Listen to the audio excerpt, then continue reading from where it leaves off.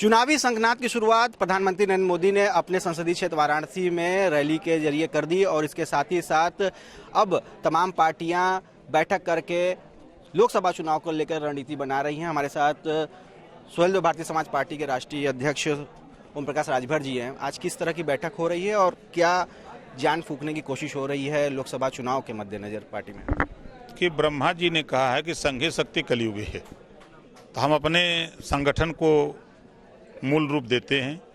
संगठन की समीक्षा हो रही है। पिछले महीने हमारे नेताओं ने जो काम दिया था उसी काम की समीक्षा हो रही है कि एक महीने के लिए इनको हम ग्रास रूट पे जो booth committee, sector committee, block, Vidhan Sabha, tehsil, जिले कमेटी हमारा कहाँ पूरा हुआ है। कुछ साथी हमारे बाहर चले गए हैं, उनकी जगह नया रख लो।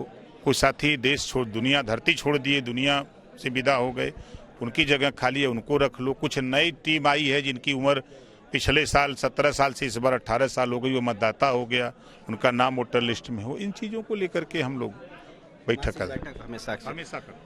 अभी आपने बताया कि अगर कुछ पार्टियां जैसे समाजवादी पार्टी, बसपा, कांग्रेस, लोक दल और जेडीयू साथ में आ जाए तो 70 सीटें कम से कम उत्तर प्रदेश में जीत सकें। क्या ये समीकरण बनने वाला है? क्या कुछ समीकरण बन रहा है इस तरह? नहीं, देखिए, जो विपक्षी एकता की बात हो रही है तो विपक्षी एकता में यूपी से ही दिल्ली का रास्ता होके जाता है और यूपी की राजनीति में बगैर मायावती जी को लिए कोई गठबंधन सफल नहीं है।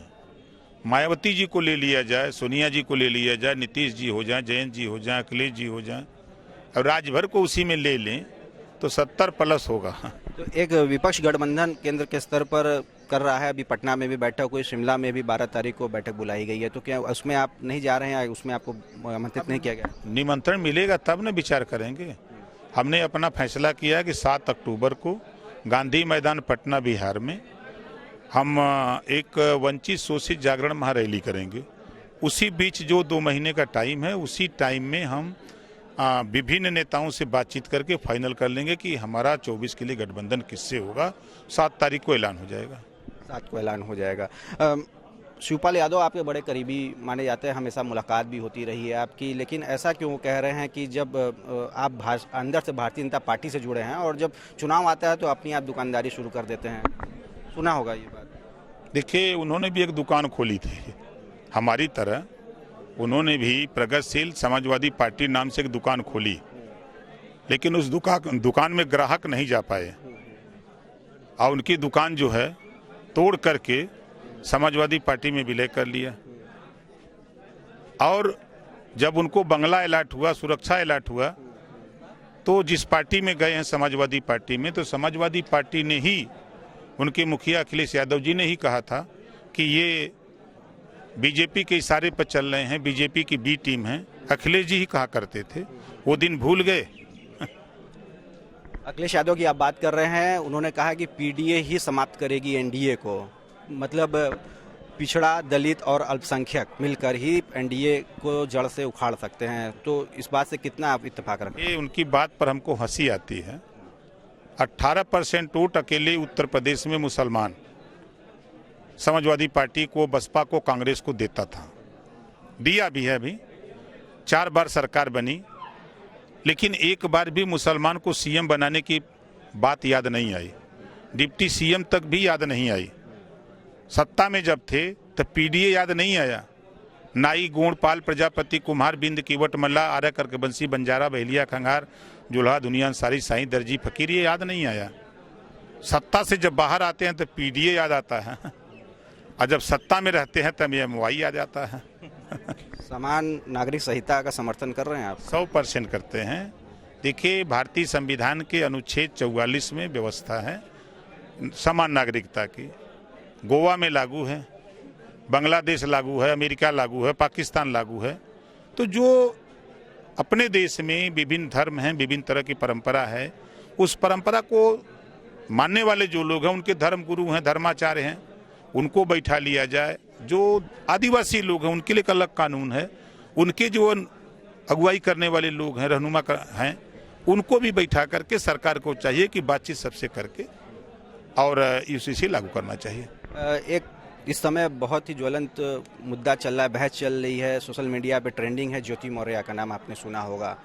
तो क्या लग रहा है पूरे प्रकरण को देखने के बाद इसमें किसकी गलती नजर आ रही है? एक सफाई कर्मी जो अपनी पत्नी को अगर एसडीएम तक बनाता है, पीसीएस की परीक्षा क्वालिफाई कराता है, उसके पीछे चट्टान की तरह खड़ा रहता है और एक मैसेज ये जा रहा है कि जब वो उसको पद मिल गया, एक ओहदा मिल गया, तब वो पति को दूर कर दी, पट्टी को हटा दी अपनी ज़िंदगी से। तो क्या मान रहे हैं इसको? सामाजिकता के लिहाज से ऐसा भी सुनने में आ रहा है कि बहुत सारे लोग अपनी पत्नियों को जो तैयारी करा रहे थे वो तैयारी बंद करा दिए हैं। पुरुष करे तो रासलीला, महिला करे तो करेक्टर ढीला। एक महिला ने पति को छोड़ा तो आग लग गई पूरे प्रदेश में, और लाखों महिलाओं को छोड़ करके लोग चले गए तो कोई नाम लेने वाला नहीं है ना। आधी आबादी महिलाओं की है।